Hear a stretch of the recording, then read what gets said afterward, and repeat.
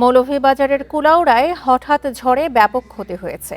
সকালে উপজেলার কয়েকটি ইউনিয়নের উপর দিয়ে বয়ে যাওয়া ঝড়ে বেশ কিছু ঘরবাড়ি ও দোকানপাট ক্ষতিগ্রস্ত হয়েছে। বন্ধ রয়েছে অনেক এলাকার বিদ্যুৎ সরবরাহ। স্থানীয়রা জানান, সকাল 10:30টার দিকে শুরু হওয়া ঝড়টি প্রায় আধা ঘন্টা স্থায়ী ছিল। এ সময় কুলাউড়া রবির বাজার সড়কের বিভিন্ন স্থানে গাছ ভেঙে যোগাযোগ বিচ্ছিন্ন হয়ে যায়। এ সময় গাছ পড়ে একজন গুরুতর আহত হয়েছেন।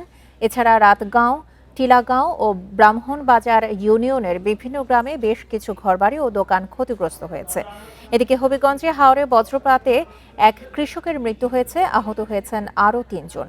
আহতদের মধ্যে 2 জনকে সিলেট ওসমানী মেডিকেল কলেজ হাসপাতালে পাঠানো হয়েছে।